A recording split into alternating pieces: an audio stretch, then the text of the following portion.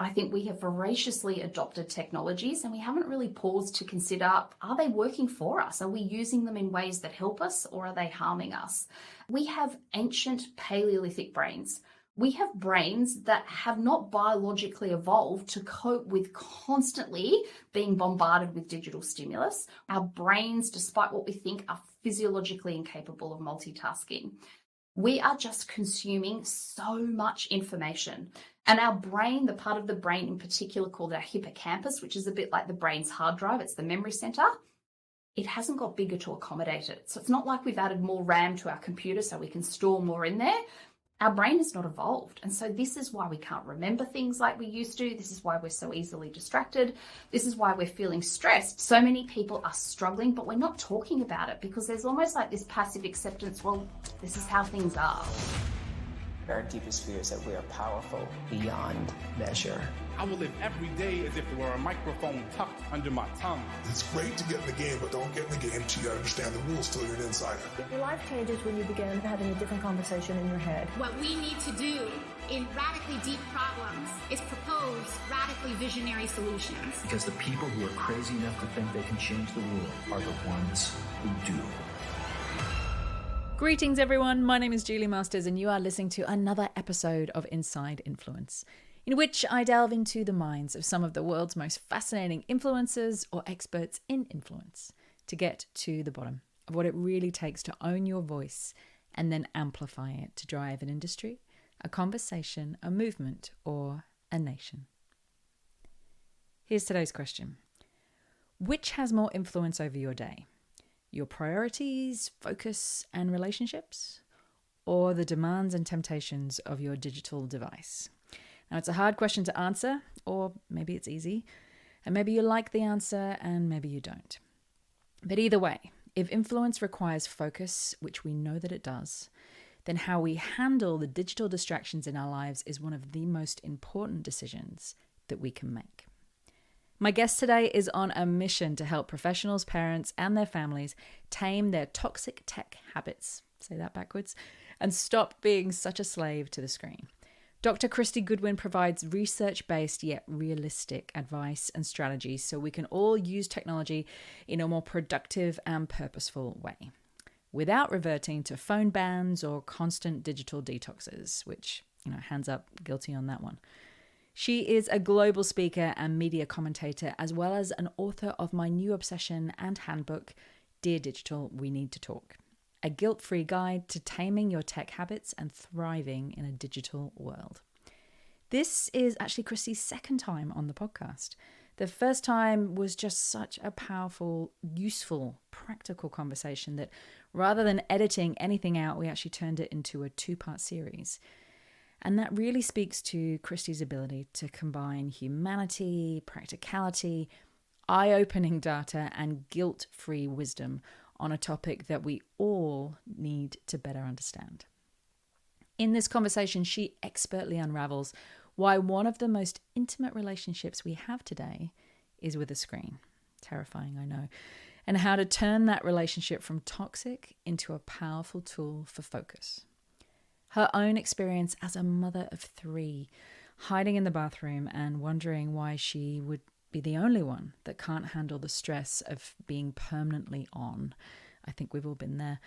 And how that moment led her on a journey that inevitably ended up becoming the book and her own commitment to understanding digital burnout.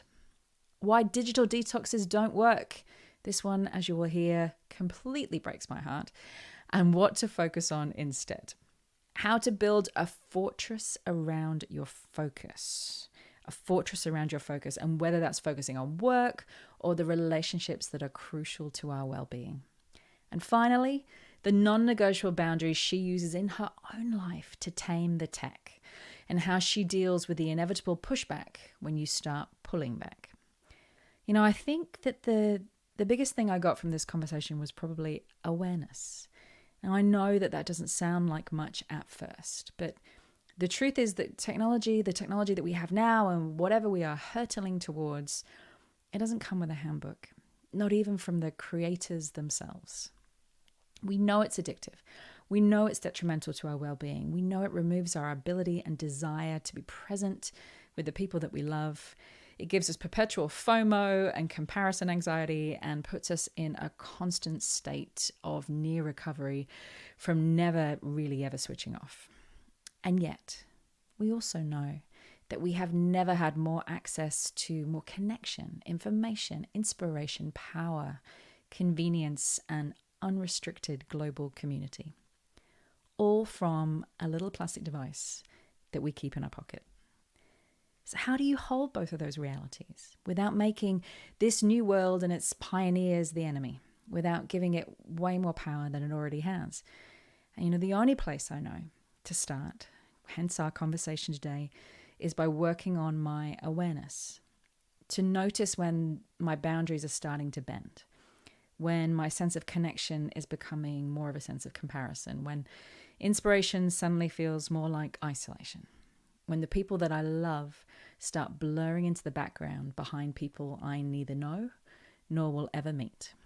And then, and this is always the hard part about taking your power back, I usually take a deep breath, try to cut the shame, reset the boundaries, and try to choose again. Never easy, but completely vital if we are going to dig deep and have the kind of influence that we want to have in our lives, in our business, and in our families. Now, for those of you who are ready to take your journey in influence to the next level, don't forget, hop on my website or the show notes, there's links there, and download the latest version of my ebook, The Influencer Code. It covers the 7 key areas and 7 core questions that after 20 plus years of working with influencers and thought leaders, I have found hands down to be the most useful when it comes to fast tracking your own level of influence. Just pop in your email address and I promise it will be in your inbox in the time it takes to whistle a tune. On that note, sit back, caffeine up, put your focus on, and soak up the strategies and wisdom of the incredible Dr. Kristy Goodwin.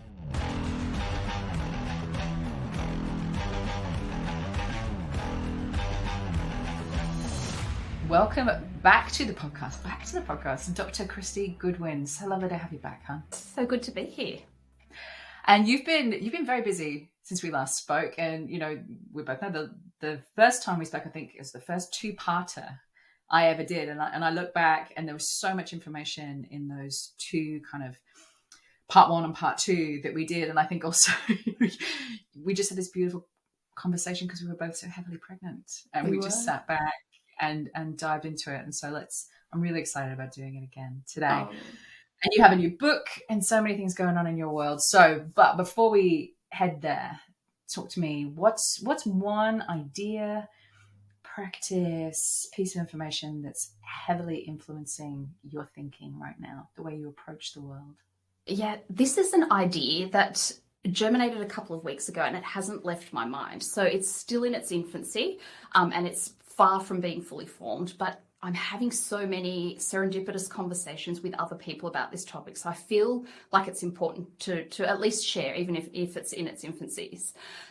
So we know lots of research at the moment is telling us we're seeing a huge gender wellbeing gap between men and women.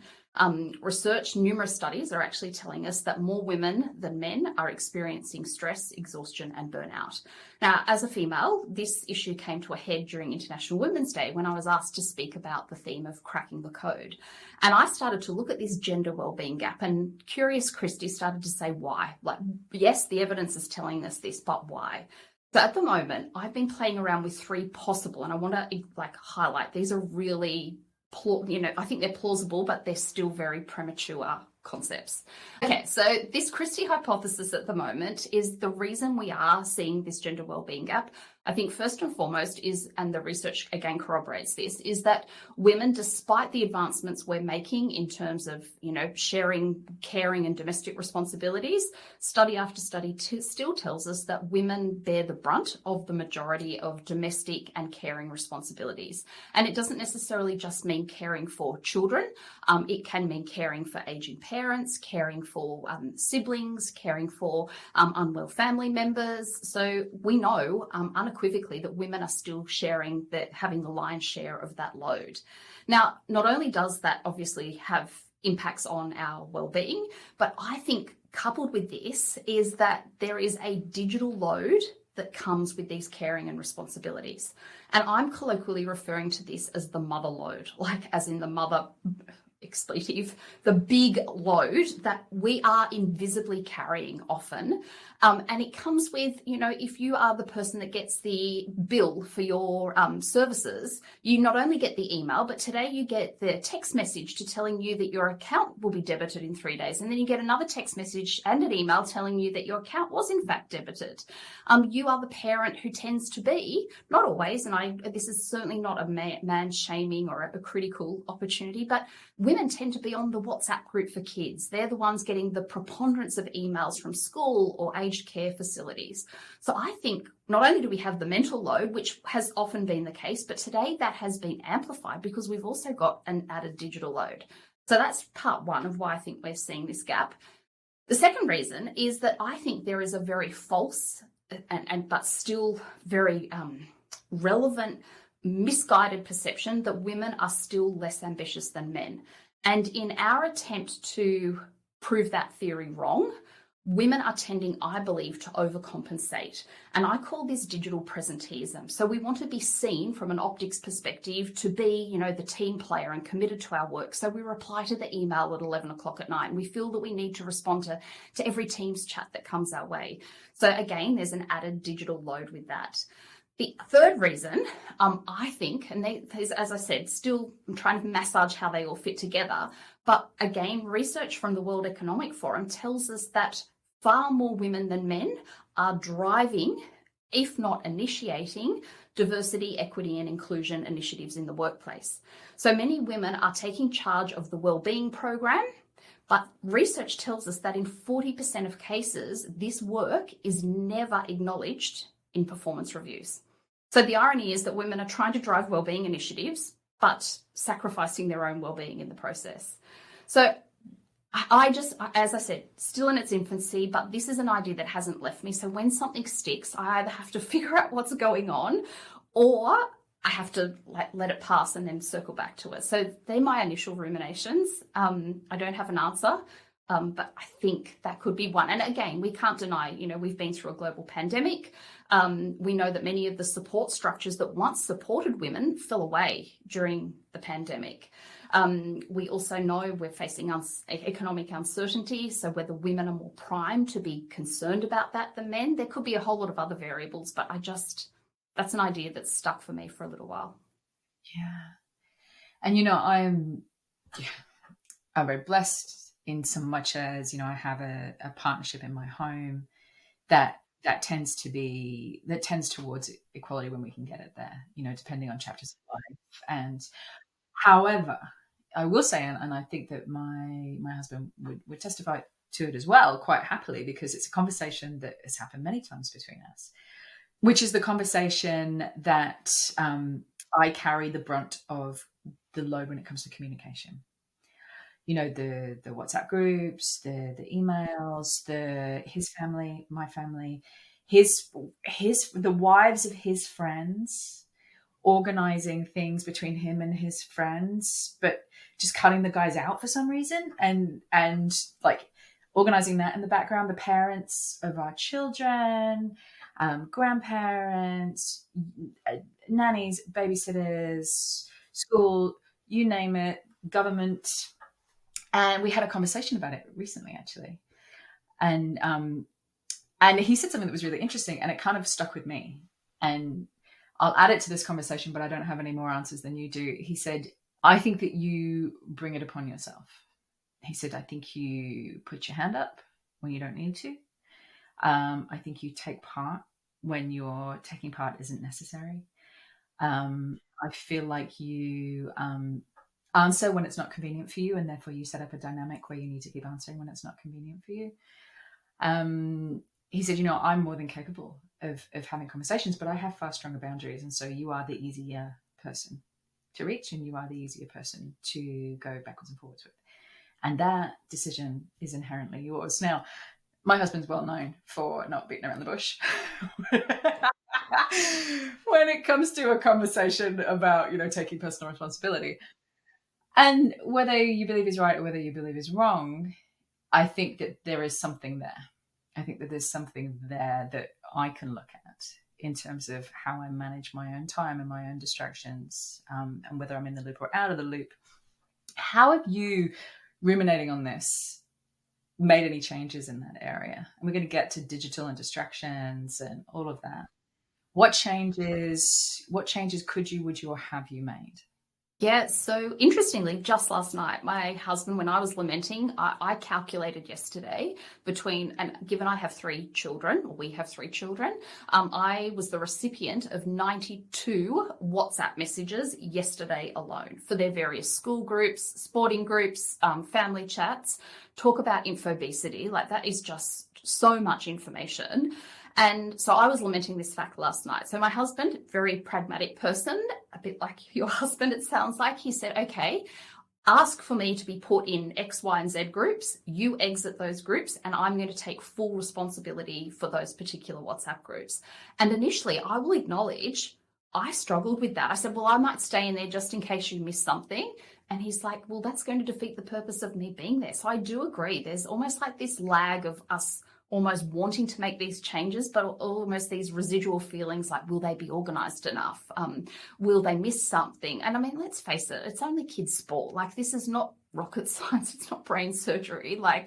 So I think there is still some gendered norms that are reminiscent. Like, we haven't eroded those at all. Some of the things that I've really done to put some digital boundaries, because this is something, even though I talk about this, even though I research this, I struggle with from time to time. So for me, one of the life-saving things that I've done in recent years is that I have turned off all WhatsApp notifications during the day. So I now have most notifications bundled on all platforms, not just WhatsApp. So social media, I don't get notifications, period. But for my communication tools that I use professionally and personally, I've bundled notifications. So I now nominate what time or times, some of them I check twice a day, but I choose when those nominations come to me, because I know constantly being pinged and digitally distracted has a huge impact on our stress. Hence why I think so many of us are feeling stressed and exhausted. And it puts a huge impact on our productivity. Once we are distracted, the research tells us it takes the average adult around 23 minutes and 15 seconds to get back into that deep focus state. And it may seem really benign. Like, you might say, well, Kristy, it's just a WhatsApp message. You may not even read it. But if you are distracted whilst, let's say, you're doing some data analysis or you're writing an annual report, something that's really focused work, if you are distracted, it takes us so long. It's called the resumption lag to get back into that state. And we also know, because the way our brain is designed, biologically, we're designed to go and forage, hunt, and seek for information. We're designed to go and get it. But today, when information is constantly being thrust at us, alerts, notifications, pings and dings, it stresses our brain. Our brain cannot differentiate between a TikTok notification and a tiger chasing us. So I think we're using things the wrong way. So for me, bundling notifications, turning off non-essential notifications, like, you really don't need to know what an ex-colleague's now posting on LinkedIn. So most certainly turning off social media. I think we don't need to be notified about emails. I think it's a completely redundant use of notification. And also using a technique called VIP notifications. So when I want to go into focus mode, when I don't want to be distracted, be that, Teams chats or emails or WhatsApp messages, whatever it is, when I go and activate my focus mode, I have reassurance knowing that people on my VIP list will still get through.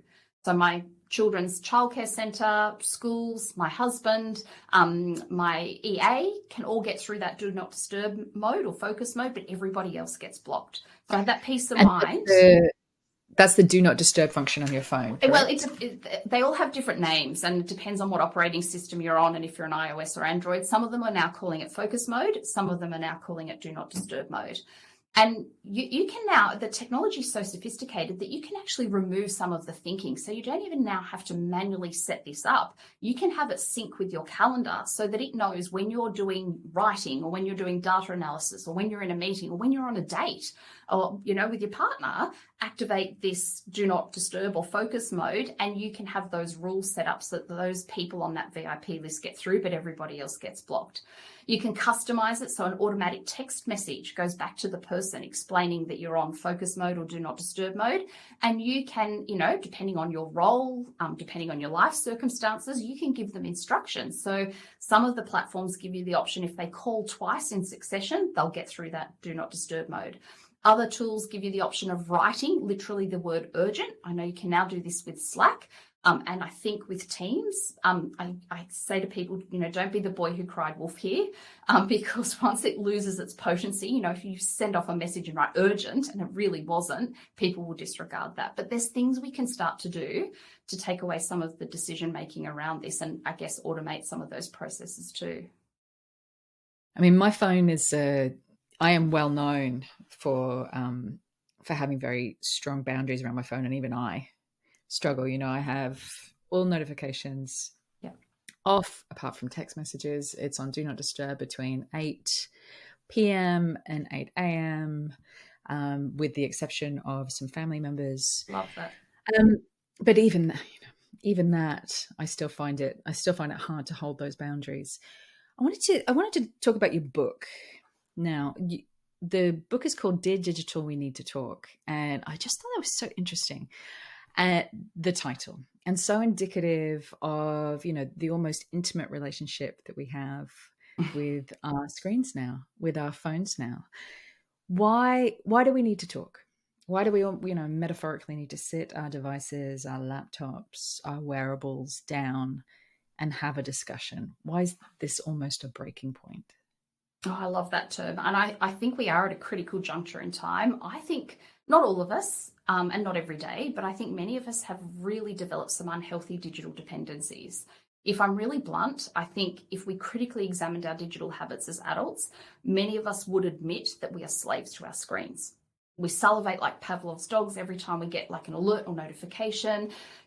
Research tells us the average Australian is spending nearly 17 years of their life on their phones. Like, that is such a sobering statistic. 17 years of our life. Just on our phone. That's not your laptop. That's not your desktop computer. And let's say that's going to shift very soon. We've got artificial intelligence, wearable technologies. Like, our digital load is going to increase. And given the new ways of working with distributed teams, we are going to be, I think, more digitally reliant than ever. So the technology has just permeated, I think, every facet of our lives, professionally and personally. I often say tech has got its tentacles into every single part of our lives, but it's also not going to be uninvented. Like, it is not going to go away. It is here to stay. So it's all about, I believe, how do we foster a healthy, productive, helpful relationship with our devices so that we're not a slave to our screen. Our screens and our tech, screens soon will become an obsolete concept because we will have these new wearable technologies, etc. But I think that many of us, our screens are our servant. Like, they should be our servant. But we, I think, in many instances, are our screens and our devices' master. Like, we're not being the master. We are being that slave. And we are using technology in ways that is completely misaligned with how we're designed as humans.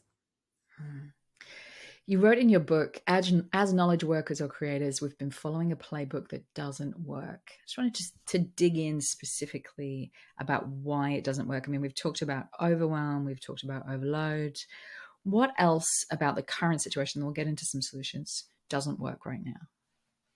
I think two things are happening at the same time, and this is why so many people are experiencing what you described then as overwhelmed. In the book, I use the acronym OUSTED, and I think that many people at this point in time are feeling overwhelmed. They're feeling under the pump, stressed, time poor, exhausted, and distracted.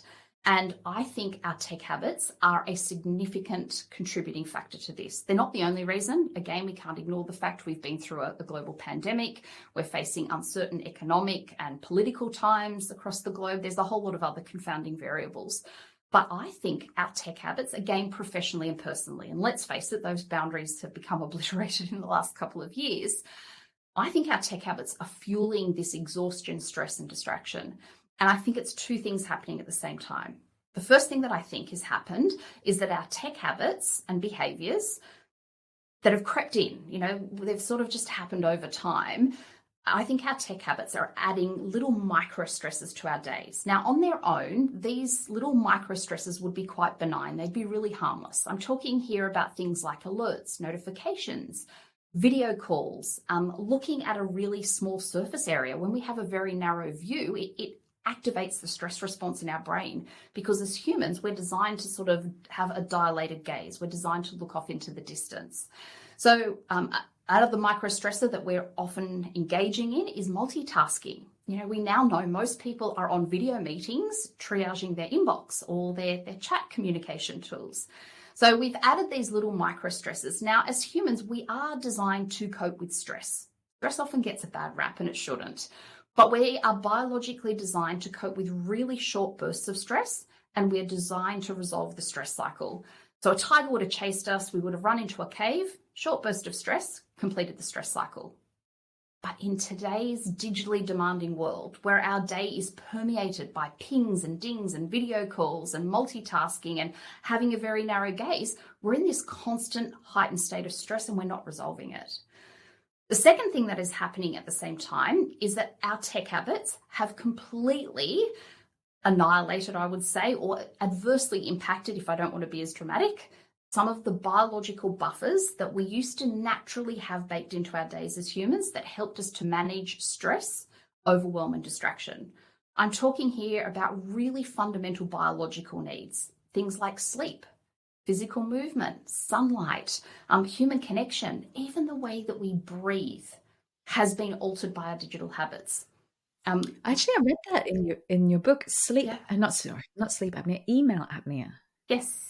Holding your breath while you're answering emails. And it was so interesting because I had your book in front of me and I was kind of on my phone, and I swapped back over to your book. I was multitasking, I'm sorry, because I was taking notes. And then I kind of suddenly realized that my stomach was tensed and my breathing was very shallow. Break down for me what's happening there. Why does it make our breathing worse? Yes. And I want to point out, these are some of the really subtle ways. We're often not even aware that we're doing this until we have these sorts of conversations. So email apnea has been clinically studied. And what they found was that when people go into their inboxes, we hold our breath. We dump a whole lot of cortisol, our pupils dilate, our heart rate accelerates, let alone if we see, when we see that sender from perhaps a tricky client or a colleague that you're having a tricky conversation with, that can also elevate our stress.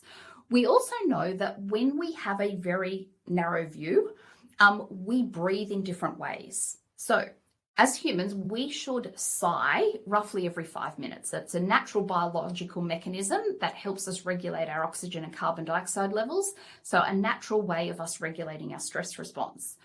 So it's 2 inhalations through our nose and an exhalation through our mouth. And we do it and we're not even aware that we're doing it. So roughly every 5 minutes is sort of the normal cadence of when we're in a normal, relatively unstressed state. But when we go on our screens, and it doesn't matter if it's a laptop or a phone, our sigh rate falls off the cliff. What does this mean? Exactly what you were just explaining, Julie. We breathe in a really shallow way, and that shallow breathing triggers our sympathetic nervous system, that fight, flight, or flee response. And so we're in this heightened state of stress. Now, not only does it impact our stress, and I think we're seeing that tangibly, but this is also why we're finding it so hard to focus. Yes, alerts and notifications distract us, but when our brain doesn't have the cognitive resources to sustain its focused attention span, we will succumb to those distractions, or we'll open another tab, or we'll start to oscillate between emails and a spreadsheet. And so this, I think, it's those 2 things, little micro stresses and a decline in those buffers that have left us feeling the way that many of us are at the moment. Mm-hmm. I mean, you're a mother of 3. And you're, a very in-demand expert in your field. And so when I read, there's a particular paragraph that I read in your book that really struck me. And it said, in recent years, I've had moments where I've hidden in the bathroom and wondered, why am I the only one who can't handle the stress? What am I doing wrong? And I can relate to that. I think a lot of people can relate to that, where you're like, why Why is it feeling so hard to have 17 different conversations at the same time across 5 time zone with with 2 small children and a family and an extended family? And, everybody else just seems to find it so easy. Everybody else just seems to be floating through. Why do so many of us feel like we're the only ones who are struggling? And this is men and women are struggling with this lack of digital boundaries. I think none of us are really talking about it. I think we have voraciously adopted technologies and we haven't really paused to consider, are they working for us? Are we using them in ways that help us or are they harming us? And so I think we've been almost, I often call it like swept up in a tsunami of screens. We sort of, let's try this. And the rate of change is exponential. In the online world, there's something called the penetration rate. And the penetration rate describes how many years it takes the digital technology to penetrate to 50 million global users. So believe it or not, dial-up internet took around 13 years until 50 million people adopted it. Facebook reportedly took 4 years. YouTube took 2 years. Angry Birds took about 35 days. Pokemon Go took 1 to 2 days. And a couple of years ago, there was a death by suicide streamed on a social media platform, and it took a couple of minutes until 50 million people watched that. So the technology is changing at exponential rates. And in recent times, we all got excited. Some of us got terrified by the prospect of ChatGPT. And within a couple of weeks, we're now already talking about ChatGPT 4. Like, there's just such rapid change. So I think that's one reason. The technology is just changing and our brains haven't evolved. The second thing relates to our brains is that I often say we have ancient Paleolithic brains. We have brains that have not biologically evolved to cope with constantly being bombarded with digital stimulus. We have not evolved to multitask. Men, public apology, you are right. Women, we've got it wrong. Our brains, despite what we think, are physiologically incapable of multitasking. And we are just being, I call it in the book, I use the word infobesity. We are just consuming so much information. So much so that I think some people today feel like they are that emoji with the head exploding. That often describes like very aptly how a lot of us feel. And the research estimates, and it is a very rough estimate, but the research suggests that the average adult is consuming 74 gigabytes worth of data professionally and personally a day. That's more than ancestors would have consumed in a lifetime. And our brain, the part of the brain in particular called our hippocampus, which is a bit like the brain's hard drive, it's the memory center, it hasn't got bigger to accommodate it. So it's not like we've added more RAM to our computer so we can store more in there. Our brain has not evolved. And so this is why we can't remember things like we used to. This is why we're so easily distracted. This is why we're feeling stressed, because it's almost like the equivalent, I sometimes say, of getting a fire hydrant and spraying water out of the fire hydrant and giving someone a little plastic cup, although that's very unenvironmentally friendly these days, but a small cup to catch it in and say, look, it's falling out. What am I doing wrong? Well, you're not doing anything wrong, but it's biologically impossible for you to catch that much information. So I think we need to be having transparent conversations. And I will point out, this is an issue for females and males. There's sort of no gender gap here. So many people are struggling, but we're not talking about it because there's almost like this passive acceptance. Well, this is how things are. I mean, you only need to ask somebody how they are today, and their answers are usually the 2 Bs, busy or burnt out. I'm finding people are responding that way. So I think there's a lot of suffering in silence, and almost a passive acceptance that this is just the norm now, and it shouldn't be. So let's talk about what we can do. This podcast is about influence and all the many things that change our ability to be able to have a greater influence in our lives, in the world in general, in our careers.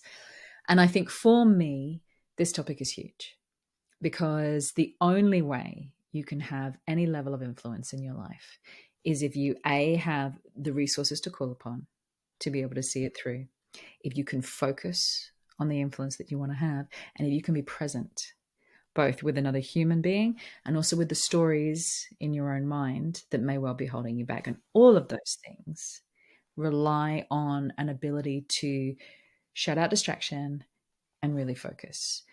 So I think that this is a massive conversation. And I think that is one of the things that holds a lot of people back, this constant juggling and, never feeling like you can put it all down and actually ask yourself the question, what do I want? How do I get there? Who do I need to speak to? What's the best way to do that? what are the obstacles? How will I overcome them? And what's in my tank right now to be able to do all of those things? First thing I wanted to talk to you about when we start looking at, okay, what can we do, is why digital detoxes don't work. Now, I know this is true, but I really hate that it's true because I want it to be true. You want the silver bullet. I really want to just be able to press off and then on again. It fits with my, I can be a bit adrenaline junkie. I've got no interest in roller coasters, but I love creation and business and ideas and momentum and speed. And I would really want it to be true that I can just switch off for a period of time, just like press on again. But I know that it doesn't work. So talk about why digital detoxes don't work. Yeah, they don't. And whilst they look like they should be a simple solution, they're a bit like a juice detox. We know similar things happen. It often creates a binge and a purge cycle. So we go offline for 3 days, or if you're really lucky, 3 weeks, and you come back to a bulging inbox.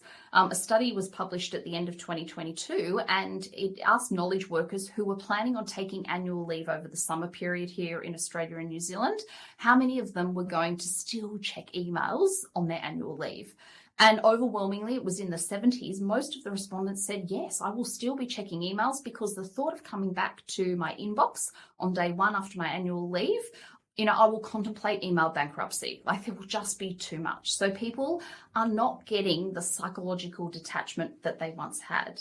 So we have to make sure that we create, I think, sustainable changes. And the research conclusively tells us that going cold turkey or going on a detox doesn't create long-term sustainable change.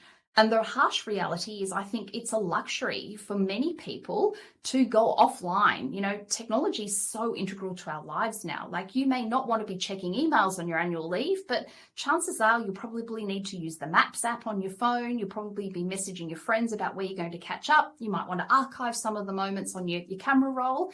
So I think it creates some artificial goals or aspirations for people, when the reality is it's about how do we create long-term habits.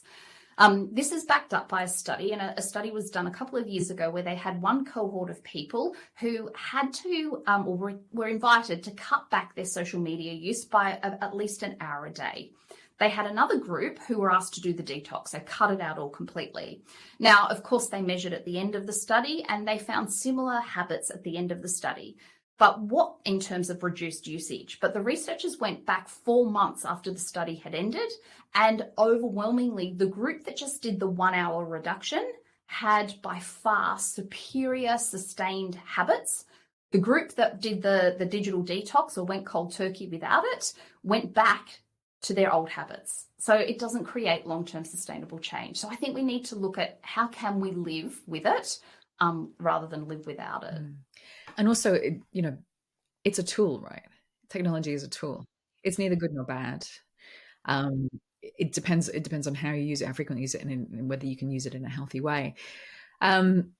So digital detoxes don't work. Reductions do. And I know you talk a lot about micro habits, about developing different micro habits. Can you run through some of the micro habits that you found to be the most effective when it comes to actually creating more of a wall between us and our digital lives? Sure. So for me, and for a lot of the clients I work with, this is the one that comes back time and time again as being one that's relatively easy to implement, but yields massive results. So I feel like I'm selling steak knives when I'm telling you this, but it really does work. So what I say to people is, I believe we have to, where we can, and this is not a perfect model, this does not happen for me every day, but where I do have sort of some control over my day, I try to structure my day so I do my most productive work, the most mentally taxing, Cal Newport refers to this as deep work, during my mental prime time. And your mental prime time, or your sort of focus period of the day, is biologically determined by something called your chronotype. So our chronotype dictates when we are naturally most focused and alert. It also dictates when we naturally want to fall asleep. And this is a biological mechanism. It's determined by something called our PER3 gene. So you can't change it. It does shift throughout your lifespan. But basically, you have a set biologically determined time of the day when you're more likely to be focused and alert. And most of us intuitively know this. We've got most people are what we call middle birds, and their energy sort of peaks between 10 a.m. and 3 p.m. So the traditional workday, the 9 to 5, worked relatively nicely for them. But we also have a proportion of the population who are our night owls. They are the people that fire on all cylinders late in the afternoon and into the evening. And we all know who they are. They're your annoying friends who suggest you come over for dinner at 8 p.m. And if you're an early bird or a middle person, you're thinking, my goodness, I should be asleep at that time, not having dinner. They're your colleagues who are firing off emails at midnight. And then we have at the other end a spectrum of people who are our early risers, and their peak performance window is very early in the morning, up until around morning tea time. Now, before the pandemic, it was estimated that 88% of knowledge workers, and I recognize this is a privileged position for knowledge workers, frontline workers, given they're often facing customers or clients or patients, don't often have this option of choosing a work schedule. But I think that the biggest silver lining of the pandemic is we've now got much more locus of control, not for all roles in an organization, but for many of us, we've got more flexibility around when we work, schedule flexibility. We've had too much conversation around location flexibility, about where we work. Important, but the biggest blessing, the biggest opportunity is around structuring our work days to suit our chronotypes. I mentioned just before I didn't finish the sentence that before the pandemic, it was estimated that 88% of people had work schedules that conflicted with their chronotype before the pandemic. We've now got an opportunity to course correct that, given, not all roles and not all people have this, but most of us do have greater flexibility around when we work. So my trick is to do your most productive work during your chronotype's peak performance window. So it's about aligning our chronotype sort of cadence with our work structures and demands. And the other part of this is that during that focus period, we have to build a fortress around our focus. We have to take back control and eliminate as many distractions as possible. Now, we always tend to blame digital distractions, but our thoughts, our ruminations, and our colleagues or our partner or our pets or our kids can also be equally as distracting. And I'm hearing from many people at the moment who are returning to the office, some or most of the week, are saying that they're finding there's almost like this novelty factor that everybody's back in or they haven't seen someone for a while. And it's chatty Kathy or talkative Tom who are just as distracting as the email pings and calendar reminders. So in summary, it's structuring your workday where you can to do your most productive work during your peak performance time. And that is the window of the day where we have to be really regimented about eliminating as many distractions as possible. You've also talked about, which I love because you're so practical with your guidance. You've talked about, uninstalling unnecessary apps from your phone, shutting down the tabs on your computer. I am the worst. My tech guy looked at my computer the other day and he was like, do you really need 23 tabs? It's like, not right now, I don't, but I might. There's a name for it. There's a name. They call people like you tab hoarders. It's an awful name. Yeah. I'm a total tab hoarder. There are at least 15 articles I will read at some stage. One day. So yeah. Can I give you I give you one quick tool there that I don't know if I mentioned in the book? I love, a bit like you, I love being able to read articles. I have started using a tool in the last couple of years. I use a couple of tools, but one is called Pocket. Are you familiar with Pocket? No, I haven't. So Pocket's a digital archiving tool. So it allows you to archive, and you can of course put tags so you can retrieve articles accordingly later on. But not only can you archive videos, podcasts, blog posts, journal articles, news stories, but this app will also allow you now to read back written content. So you can pop it in your pocket, literally archive it, and at a time that is more convenient, you can listen back to any written content as well. So it reads it to you? It will read it to you. So it doesn't even have to have the audio transcript in the post or in the article. It has the AI capabilities of reading written text back to you. I love that. I'm going to check that out. The other one that I saw you mentioned was grayscale. And I've heard people talk about that before, which is having your phone on grayscale. Why does that matter? It seems like such a silly thing. Like, why does it matter whether the things on our phone are color or whether they're in black and white? Yeah, and grayscale, I often say, do it not for the whole day. It will drive you bonkers. But again, during that focus period, turn your phone to grayscale. I'm the first person that will declare that Instagram is really boring in grayscale. The reason we do it is that our brain biologically responds to color. And we have got psychologists and neuroscientists that have basically figured out the science behind this. When Steve Jobs released the first iPod Touch, do we all remember iPods? At a press release, he said that they made the colors on the iPod so psychologically appealing that they knew that users would want to possibly lick their phones. That tells you something, about the persuasive use of color.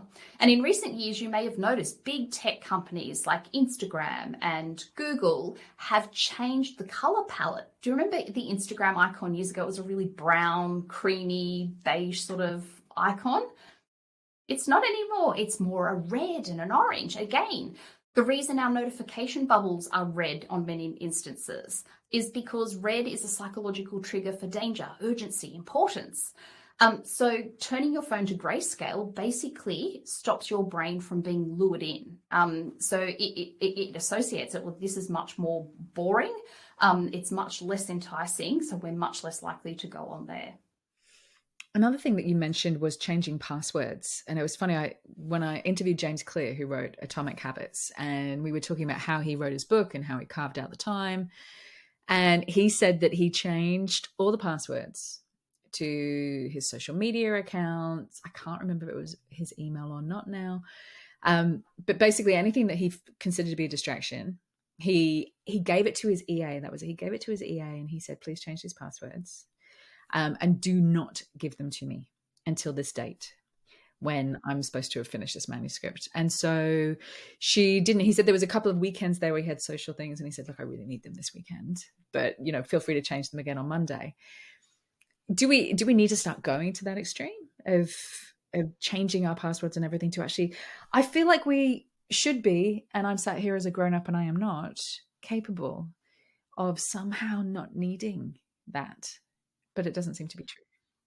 Well, I think generally what I suggest people do is to create more friction between you and the technology that you feel like you're tethered to. So whether that's changing passwords, and again, not all of us have an EA or a PA that could manage it. Some people use spouses who won't cave into your requests and pandering to give you back the password.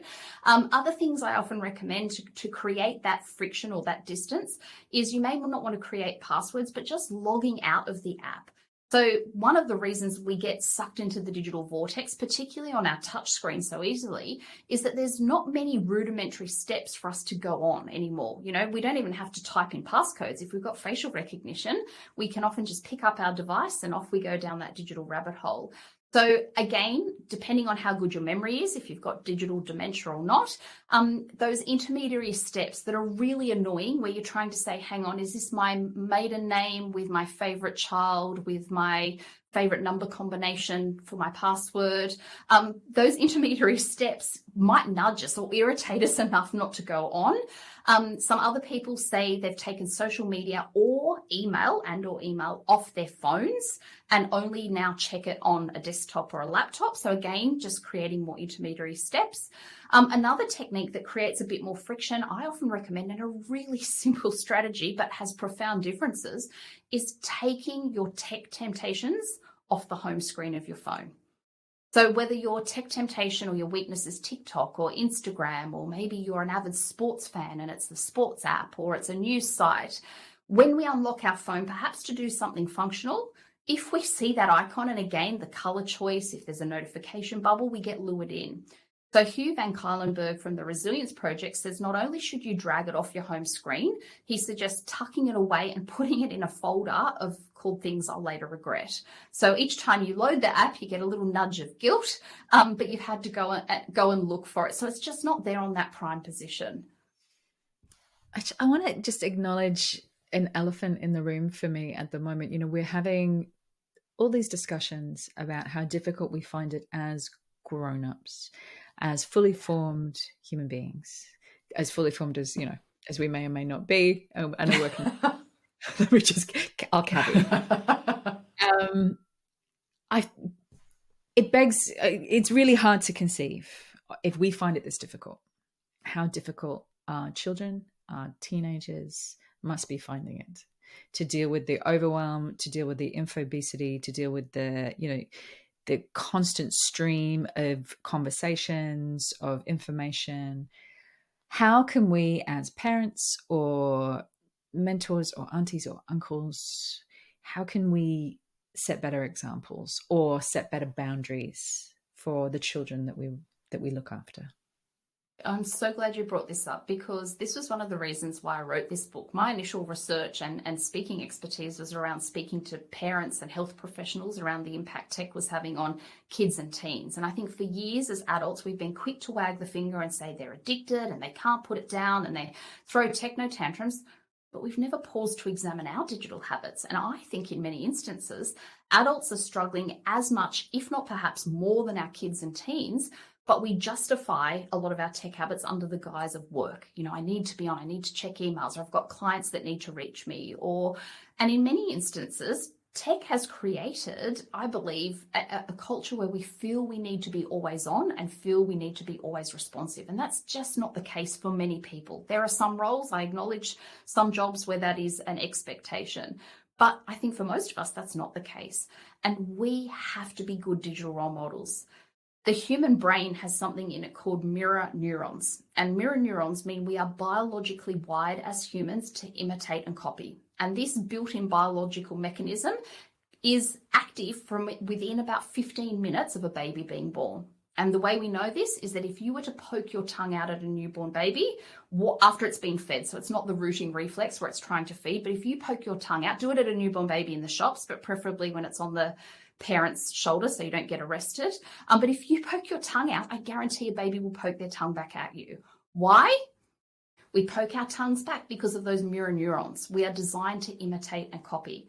And so we can be telling our kids, put your phone down, turn your gaming console off, stop watching the TV. But if we're not doing that, if we're not walking the talk, then our kids will imitate those behaviors, or they'll get frustrated thinking that there are inconsistencies in our behaviors.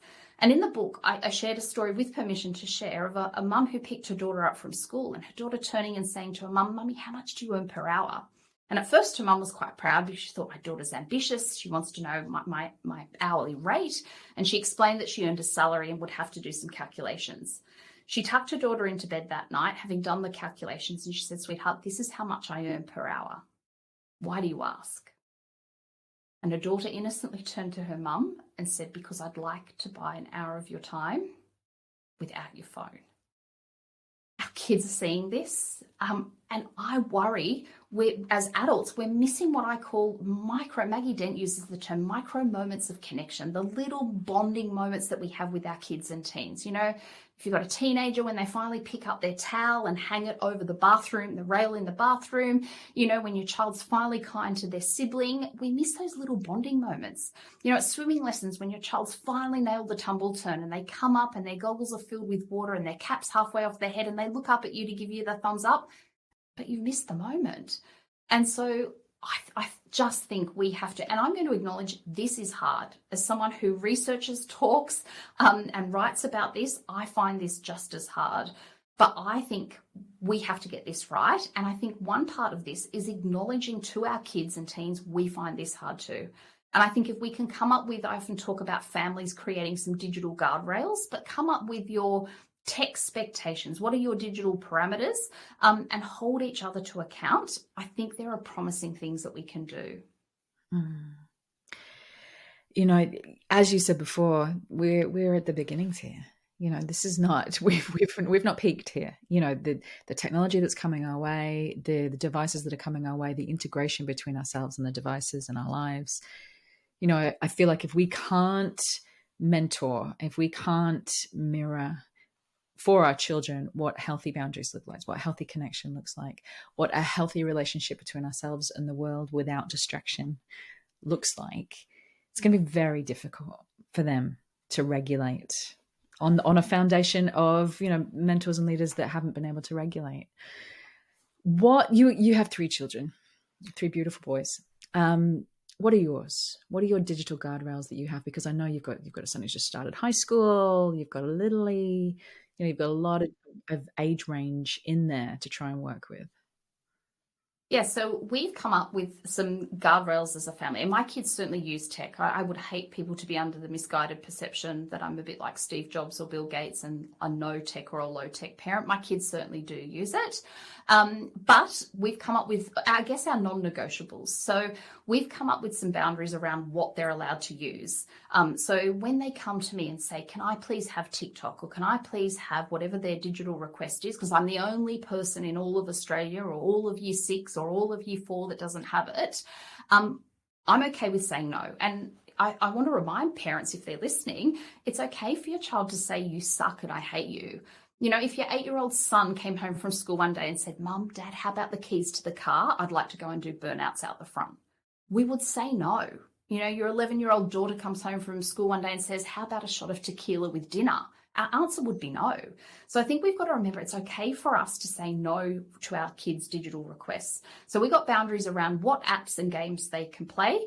Can I acknowledge that what we had for it's a bit like with kids and their birth order and the food that you serve up. You know, your firstborn child's getting all organic, home-cooked meals. I saw a great meme recently, and it was firstborn child eats a bug in the playground, rush them to emergency, observe them for several days. Second child eats a bug in the playground. No, they'll be okay. Keep an eye on them. Thirdborn eats a bug in the playground. High five yourself. They ate dinner and it was protein. So our standards, I will admit, as parents do tend to slip the more children that we create. And so, yes, our 4-year-old has different rules than what our eldest son had when he was also 4. But it's really hard to police when you've got, you know, a number of children and multiple devices. So I think the most important boundary parents can establish is know what are the perils and the pitfalls of the app and the tool that they are using. Then I think we need to have boundaries around when. So what times of the day can devices be used? So we've got some parameters. Screens all have to be turned off at least 60 minutes before they go to bed. That's a hard one for us as adults, but we try and walk the talk as well. We have very limited rules on what they can access before school because, again, rapid fire, fast-paced action can dysregulate their nervous systems and make it really hard to then sit in the classroom and watch a teacher or engage with a teacher. We've got boundaries around where devices go. So we've got some no-go tech zones, you know, meal areas, bedrooms, bathrooms, and the car. I just want to underline that bit because I have to say in our previous conversations, this is the one bit that I took and stuck with me, which was the screens should be in a location. You know, before when we were kids, or at least me growing up, you know, the phone was in the kitchen. You want to talk to anybody? On the wall. Yeah, your mum was always a meter away. You know, it was on the wall in the kitchen. There was a long stringy cable, but you couldn't get very far. And the TV, very particular place. The computer, very particular place. And what mobiles have given us is this ability for it to permeate every single square inch of our lives. And one of the healthiest kind of rituals or habits that I've adopted since meeting you is going, right, this location here, this is where screens live, this location, and it's close to us as a family. So if anything happens, you know, we are right here. Like I am right here. You're not sat alone in your bedroom. And also for me, you know, the screen doesn't belong to you. This device is ours. It's either the family device or it's mine and your father's device. We're sharing it with you, but it lives right here. It lives between this period of time. So, you know, there's no ownership here for you. That location piece, though, has been a game changer. How do you use that? So we call them digital depots. So we have set spots where all devices have to go at their digital sunset or their digital bedtime. So the laptop For my eldest son, now he's in high school, has to have a laptop. He's also just got a phone, so that has to go. We have invested in, they're called in-charge boxes. So they're large metallic boxes that are lockable. So we pop all the devices in and we take a key. Not that our kids would be sneaking out, but I just think it's a good habit, and we often put our devices in. So we don't have their phones in their bedrooms. They have to go off at a set time, and we keep them there. And can I say the kids really like it? My eldest son had a sleepover, and a couple of his mates, now they're in high school, also brought their phones. And I wasn't comfortable with them having access to phones at night. Why? We know that about 87% of cyberbullying takes place at night, not just because kids have unsupervised access, but because the way the brain works at night. At night, we know the thinking part of the brain, so the prefrontal cortex, that helps regulate their behavior. It's exhausted at night. It's worked hard all day at school, paying attention to their teachers. It switches off. And part of the brain that fires up at night is the amygdala, and it's the emotional hub of the brain. This is why we have more arguments with our partners and our kids at night than any other time in the day, because our prefrontal cortex switches off and our amygdala turns on. And it's a recipe for disaster. So I didn't want that on my watch while I had other people's children at our house. So we have the in-charge box. My son bravely said, we've got to put our phones in the box at this time. And I thought they would whinge or complain or roll their eyes. They happily did it.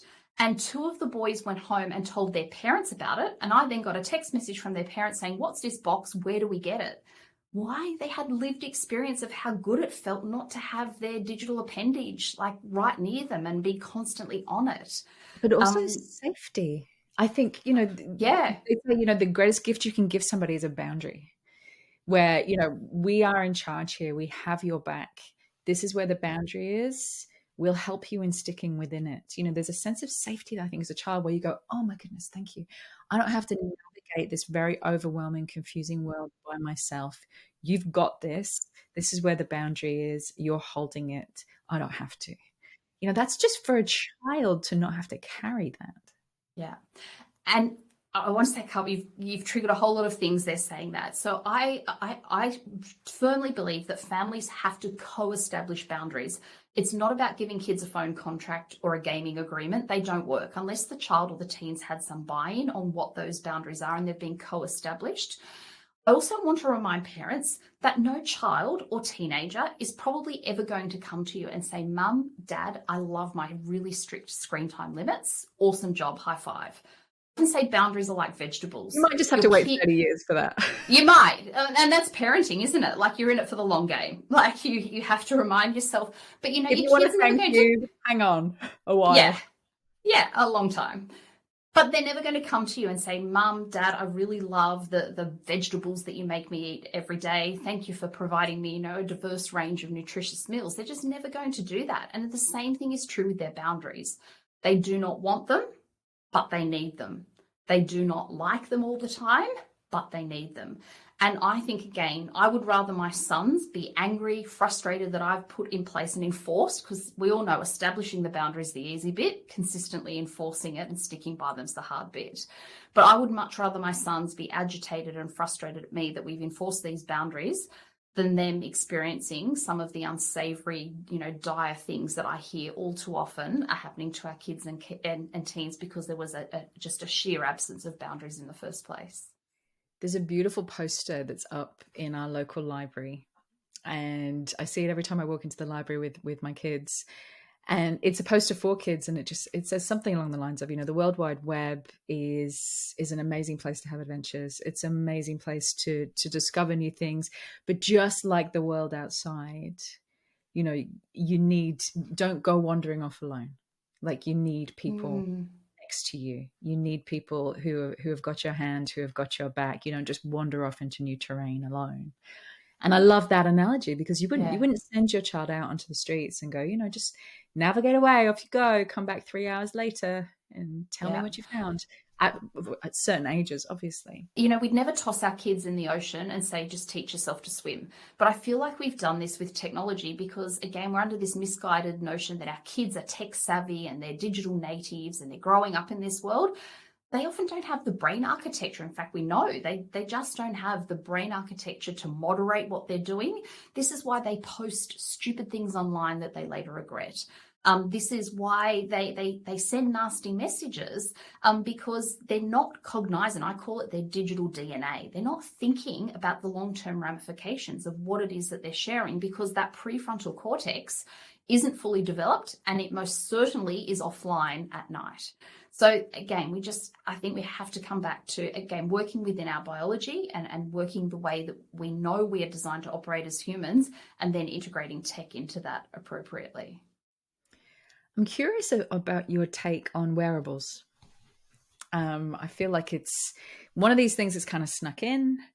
Everybody seems to have one now, either a watch or, and all of a sudden a text message pops up or an email pops up. And at first I thought, okay, well, it's maybe less intrusive than, a mobile phone that you keep taking out of your pocket. Maybe it's less of an interruption.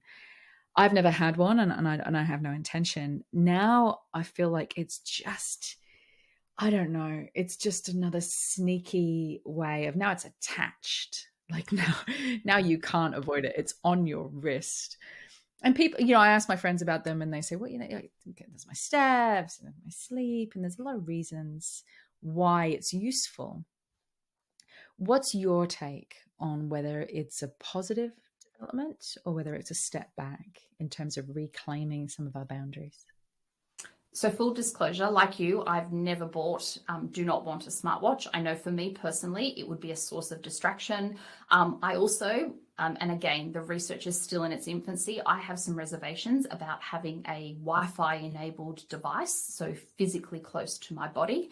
The research in this space is, as I said, not yet fully formed, but there are some possible, we are in many regards conducting a bit of a living experiment.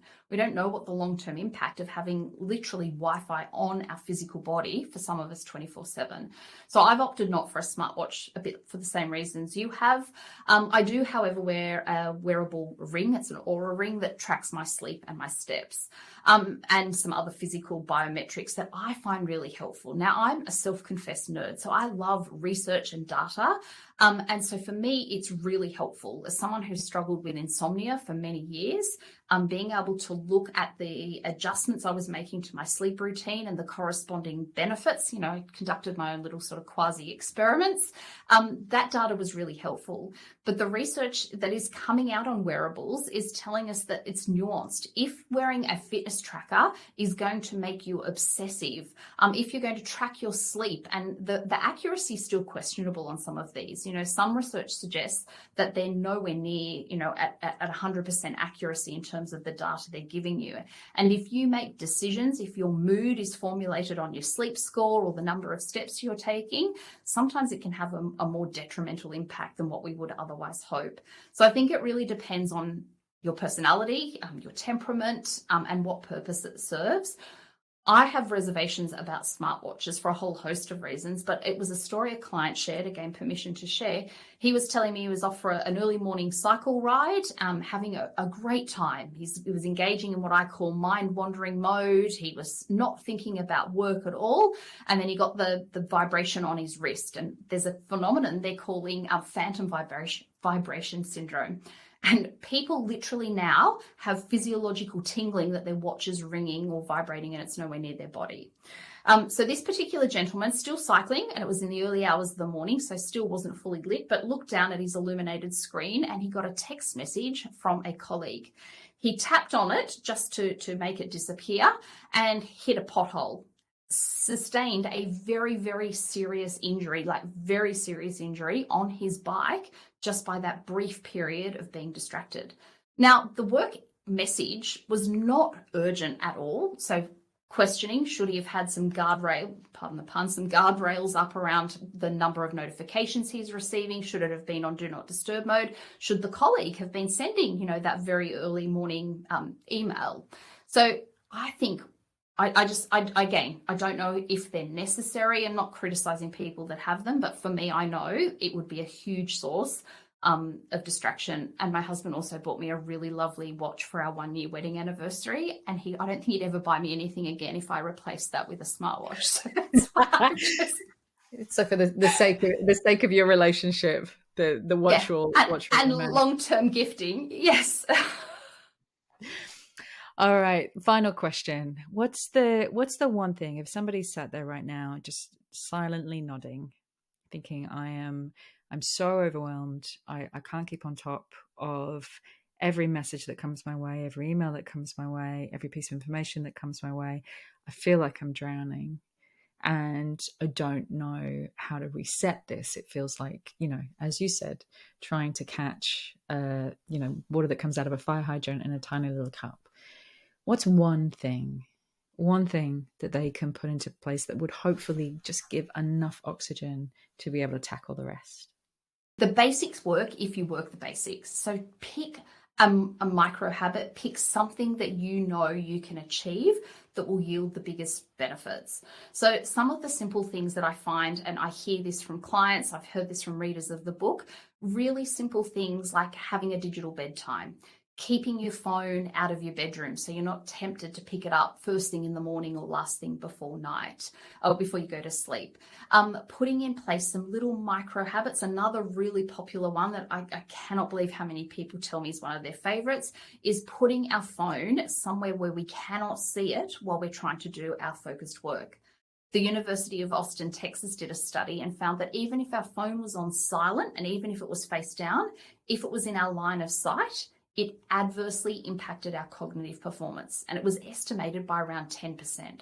So put bluntly, seeing your phone makes you 10% dumber. So again, not for the whole day. You don't need to put it, hide it and not get it out, but just putting our phone somewhere where we cannot see it when we don't want to be distracted by it. I call them a digital depot, but having sort of designated spots in your house where devices go at set times of the day. We know even just the presence of a phone on a meal area, like on a dining table, whether we're at a restaurant or at home, greatly diminishes the quantity and quality of conversation that we have. A study was done with restaurant goers, and one group had to put their phone in a basket outside the table where they were seated, and the other group had it at the table. They asked the restaurant goers about their perception of the meal, their enjoyment of the experience, and overwhelmingly, the group that didn't have their phones reported a far more enjoyable experience. So again, just like such a simple thing as just putting it somewhere where we can't see it can have a really tangible difference. My favorite restaurant here in Sydney, actually, you have to hand your phone in before you walk in a little locker. The Opera House. I know some comedians recently insisted that people use, they're called Yonder pouches. So they're a lockable pouch that all people attending a particular comedy had to put their phones in the pouch before they walked in to the venue. Wow. Kristy, thank you so much. I know you're on the trail right now in terms of your book, and thank you for making the time. It's such an incredible contribution to this conversation that I think is only going to become more and more urgent over time. So thank you for staying the course and for mapping out for the rest of us. Thank you. I really appreciate this opportunity. This is a topic we've got to get this right for ourselves and also for the kids and people behind us, because we're the first generation, as you said, trying to figure this out on the go. And I think we've got enough lived experience and enough evidence to say that there are things we can do to course correct this. Because if not, these devices will rob us of our time and attention. Thanks so much for listening. I hope you enjoyed this episode and have seized hold of at least one tool, idea, or mindset that will help you start raising your own level of influence. Now, for those of you who want to take the next step in your journey or would just love a roadmap to becoming the most influential voice, idea, or brand in your space, then I have good news. You can now download the latest updated version of my ebook, The Influencer Code, from my website, juliemasters.com. Also, there's a link in the show notes. Just pop in your email address, and I promise I will not spam you, but it is jam-packed full of ideas, tools, and case studies that I have come across in my now 20 plus years of doing this work. Not to mention the 7 areas and 7 core questions that I have found to be hands down the most valuable when it comes to immediately lifting your ability to make an impact. Download it, keep it, share it, juice it for all it is worth. I hope it makes a massive difference in both your career and your business. Thank you always to my co-founder and the main brain behind this podcast, Lauren Kelly. You kick my butt in all the right ways. Thank you for making it happen. And if you did enjoy the show, then we would love you to share this podcast and leave us a review on iTunes, Google, Stitcher, whatever your platform of choice happens to be. And don't forget to subscribe to make sure that you never miss an episode.